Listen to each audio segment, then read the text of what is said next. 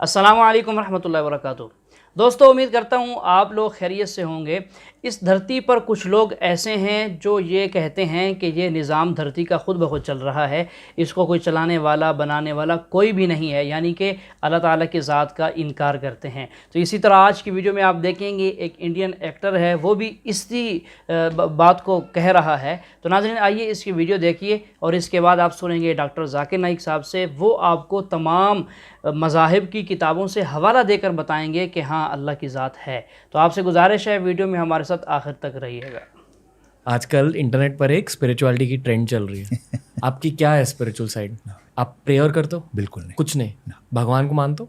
नहीं मानते हो? नहीं, मैं कुदरत को मानता हूँ। Okay, like nature is a god for me. थोड़ा बताइए इसके बारे में सर। अब इतनी बात कर रहा हूँ, आपने थोड़ा बहुत अंदाज़ा लगा दिया होगा कि कैसा नेचर है मेरा। मैं आई डोंट बिलीव इतना ही, ये रोज़ पूजा करना और ये मुहूर्त और ये वगैरह वगैरह, इन बातों में बिल्कुल नहीं मानता ना। हमारे हिंदू भाई ने बहुत अच्छा सवाल पूछा है।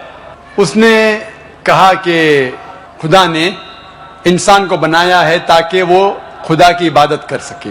ऐसा ही कहा गया है कुरान में भी, सूरह धरियात में, सूरा नंबर 51 आयत नंबर 56 में, वमा खलक़तुल जिन्ना वल इंसा इल्ला लियअबुदून। अल्लाह ताला फरमाते कि हमने जिन और इंसानों को बनाया है सिर्फ अल्लाह की इबादत के लिए। तो सवाल है हिंदू भाई का, बहुत अच्छा सवाल है कि अल्लाह ताला को इबादत की जरूरत क्या है? इतनी चीज है, फरिश्ते हैं, तो इंसान अल्लाह की इबादत क्यों करे? क्या अल्लाह को जरूरत है? बहुत अच्छा सवाल है, बहुत अहम सवाल है। मिसाल के तौर पे हम कहते हैं अल्लाह अकबर, अल्लाह बड़ा है, अल्लाह महान है। हम अल्लाह महान बोलने से अल्लाह महान नहीं हो जाता है। हम बोले या ना बोले अल्लाह महान है, अल्लाह अकबर है। हम चाहे बोले या ना बोले, अल्लाह को फर्क नहीं पड़ता है। अगर हम नहीं कहेंगे अल्लाह अकबर तो क्या अल्लाह नीचे हो जाएगा, अल्लाह कम हो जाएगा? नहीं। क्यों हम कहते हैं कि अल्लाह महान है? अल्लाह ताला फरमाते हैं, सूरह फातिर सूरा नंबर 35 आयत नंबर 15 में लिखा है कि Allah doesn't require the creation but we require him. Allah सुब्हानहू व तआला को हमारी जरूरत नहीं है, लेकिन हमको अल्लाह की जरूरत है। हम अल्लाह सुब्हानहू व तआला की तारीफ करते हैं, इबादत करते हैं हमारे फायदे के लिए। मिसाल के तौर पे जब भी हम किसी की तारीफ करते हैं, हम उसकी बात मानते हैं। मिसाल के तौर पे अगर आपकी वालदा को हार्ट अटैक होता है और आप जानते हैं कि एक हार्ट स्पेशलिस्ट जो दुनिया में सबसे बेहतर है वो आपके पास आता है या मौजूद है, और एक क्वैक है, एक अजनबी इंसान, अगर वो अजनबी इंसान आपसे कुछ कहेगा कि आपके वालदा को बचाने के लिए ये चीज करो, और एक मशहूर हार्ट स्पेशलिस्ट जो आप भी जानते हैं अगर वो कहेगा कि आपके वालदा को बचाने के लिए ये करो, आप किसकी बात मानेंगे? आप मानेंगे हार्ट स्पेशलिस्ट की बात। किसकी बात? Heart specialist. क्यों? वो हार्ट स्पेशलिस्ट मशहूर हार्ट स्पेशलिस्ट है।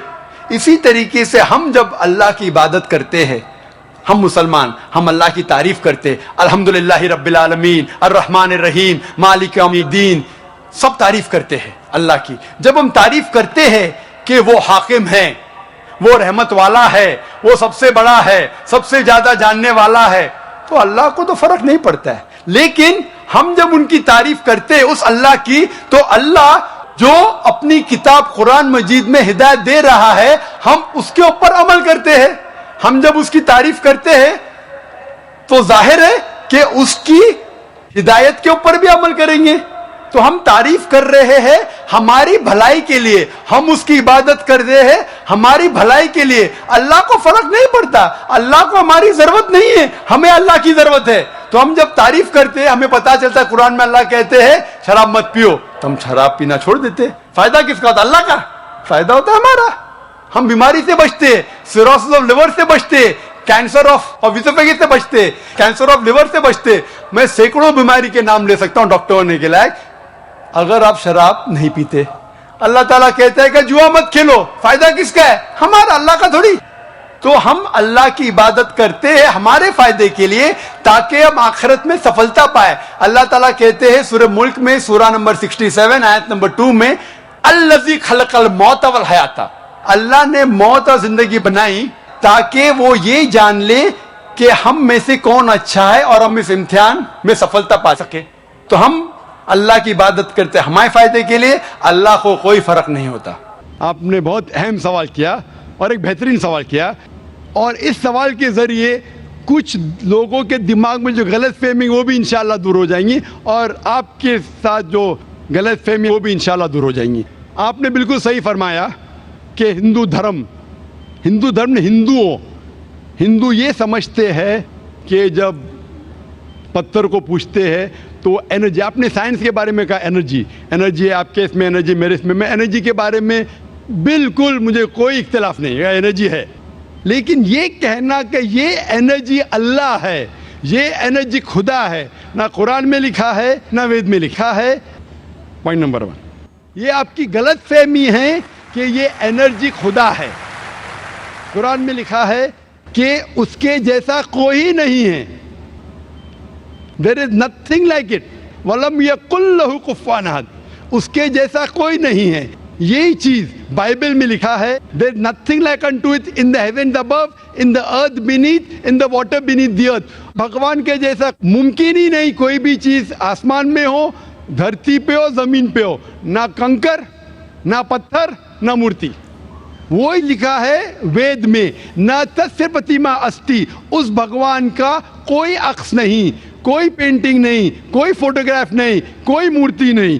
तो ये लिखा है धार्मिक किताबों में, लेकिन धर्म के मानने वाले अपनी आसानी के लिए तब्दील कर रहे हैं। मिसाल के तौर पे आप सपोज बिजनेसमैन हैं, आप एक कंपनी के मालिक हैं, आप एक अपना पुराना उसूल, किस तरीके से कंपनी चलना चाहिए, उसूल से चलते आ रही है। आपके कोई नई मैनेजर आते उसूल को बदल देते हैं, आपके उसूल के खिलाफ काम करते, बोलते क्या ये और बेहतर होगा, इससे मुनाफा ज़्यादा होगा। आपके उसूल है कुछ, आपके उसूल होंगे कि मैं ईमानदारी से काम करूं, आपके मैनेजर के उसूल होंगे ईमानदारी को छोड़ो, पैसे ज़्यादा कमाने का। आपको जब पता चलेगा आपका मैनेजर आपके उसूल को तोड़ रहा है, बोलेगा मालिक ज़्यादा पैसे मिलेंगे, रिश्वत दो। आप उससे सहमत है? आप बोलेंगे ज़्यादा पैसे छोड़ो, मिलते क्या नहीं मिलते, रिश्वत देना हराम है। तो इस तरीके से अल्लाह ताला ने बुनियादी बातें कह चुकी है किस तरीके से उस ईश्वर की इबादत करना। अभी इंसान अपनी गलत फहमियों में अल्लाह ताला खुदा ईश्वर की बात छोड़ के खुद के तरीके से इबादत करने लगते हैं, और हम क्या कर रहे, उस अजीम खुदा को गाली देते हैं। हम कहते हैं कि खुदा ने बेटा जना, अस्तगफुरुल्लाह। हम खुदा को उस मूर्ति में ले आते, जब लिखा हुआ है श्वेताश्वेतर उपनिषद में, यजुर्वेद में, ना तस्य प्रतिमा अस्ति, उस ईश्वर की प्रतिमा नहीं है, हम मूर्ति बनाते हैं। मिसाल के तौर पे अगर मैं किसी को मदद करता हूं और अगर वो शख्स मुझे जानता नहीं जाकिर कैसा दिखता है, मिसाल के तौर पे श्रीलंका में मैं एक स्टूडेंट को मदद करता हूं, रोज 10,000 रुपये भेजता हूं, उसको पता नहीं जाकिर के साथ क्या करता है, वो कॉकरोच बनाता है, कॉकरोच, और रोज सुबह को बोलता है जाकिर शुक्रिया। जब मुझे पता चलेगा उसने मुझे कॉकरोच बनाया, क्या मुझे खुशी होगी? जी हाँ नाजरीन, ये एक फ़ितरी चीज़ है। जब आपको पता चले कि उसने आपकी शक्ल के अंदर एक कॉकरोच बनाया है और उसके सामने बैठकर कहता है कि आपका शुक्रिया कि आप मेरी मदद करते हैं, तो आपको कितना बुरा लगेगा। और अगर वो आपके सामने ऐसा करे तो शायद आप उसको जो है वो थप्पड़ भी मार दें कि इतनी बुरी हरकत कि मैं इंसान हूँ, मुझे कॉकरोच की शक्ल बना दी है। तो एक अल्लाह ताला जो कि वजूद से और शक्ल सूरत से पाक हैं, कैसी शक्ल सूरत है वो अल्लाह ताला ख़ुद ही अपने बारे में बेहतर जानते हैं, हमें उनकी इस बात के पीछे लगने की ज़रूरत नहीं है। तो क्या अल्लाह ताला इस पर नाराज़ नहीं होंगे कि अल्लाह ताला की मिसल में मुख्तलिफ़ किस्म की शक्लें, मूर्तियाँ और पत्थरों के बनाए हुए बुत रख कर उसके सामने बैठ कर उसको अल्लाह मान कर नाउज़ुबिल्लाह मिन ज़ालिक जो है पूजा की जाए? तो इस पर अल्लाह नाराज़ नहीं होंगे? अल्लाह ज़रूर नाराज़ होंगे। चलिए मज़ीद सुनते हैं डॉक्टर साहब से।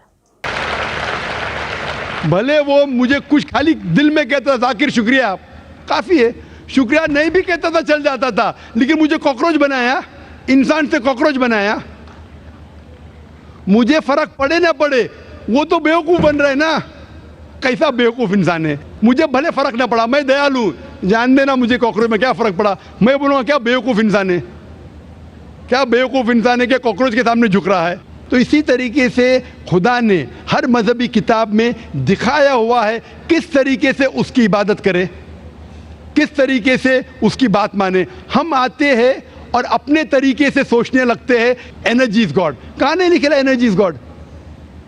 आपने बिल्कुल आपके सवाल का जवाब खुद आपने दिया। आपने एक मिसाल दी कि हिंदू लोग कहते हैं नमस्ते। नमस्ते का लफ्ज़ किधर से आता है? आपको शायद पता होगा। नमस्ते आता है इदम नममे से। इदम नममे मतलब मैं आपके सामने झुकता हूं, मैं आपकी इबादत करता हूं, बराबर। इदम नममे, आप कहना चाहते मैं आपके अंदर ईश्वर की इबादत करता हूं। मिसाल के तौर पे वो आदमी चोर है, वो गलत काम कर रहा है, बलात्कार कर रहा है, आप उसको ईश्वर बोलेंगे? आप ईश्वर को इतना घटिया समझ गए? वो बलात्कार करने वाले इंसान को बोलते आप ईश्वर है। इससे भाईचारगी बढ़ेगी नहीं घटेगी। वो बलात्कार करने वाले को, वो चोर को, वो डाकू को मैं ईश्वर मान रहा हूं, उसके सामने झुक रहा हूं। अल्लाह को क्यों गाली दे रहे? ईश्वर को क्यों गाली दे रहे? खुदा को क्यों गाली दे रहे? तो इसीलिए हम ये जाने ईश्वर जो हमारा बनाने वाला है, हमारा खालिक है, वो जानता है कि किस तरीके से उसकी इबादत करना चाहिए, वो बेहतरीन जानता है। मिसाल के तौर पे आपको डॉक्टर कोई दवाई देता है कि ये लाल गोली सुबह को लेना, हरी गोली दोपहर को लेना, आप बोलेंगे छोड़ो हरी लाल, मैं नीली गोली खाऊंगा।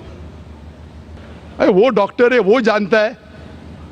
तो इसी तरीके से हमारा खालिक, हमारा मालिक खुदा है, उसकी बात के ऊपर अमल करना। इसीलिए जो इंसान खुदा की बातों पे अमल करता है उसे कहते हैं इस्लाम, मतलब submit. He is called as a Muslim. तो जो कोई अल्लाह के मुताबिक चलता है उसे कहते हैं person who submits his will to God. Hope that answers the question. जी हाँ नाजरीन, आपने सुना है बड़ी तफसीली गुफ्तगू। डॉक्टर साहब माशाल्लाह माहिर आदमी हैं अपने फ़न के और बात को समझा लेते हैं। उम्मीद करता हूँ आपको समझ आ गई होगी कि यह निज़ाम बग़ैर खुदा के नहीं चल रहा, बग़ैर अल्लाह की ज़ात के। और अल्लाह सिर्फ़ एक है, उनके मिसल भी कोई नहीं, उनके सानी भी कोई नहीं और उन जैसा कोई भी नहीं है। सिर्फ़ अल्लाह एक हैं, हमें उनकी ही इबादत करनी चाहिए। तो नाज़रीन, आज की हमारी ये वीडियो कैसी लगी कमेंट करके ज़रूर बताइएगा। वीडियो को लाइक और शेयर भी कर दीजिएगा और हमारे चैनल को सब्सक्राइब भी लाजमी कर दीजिएगा।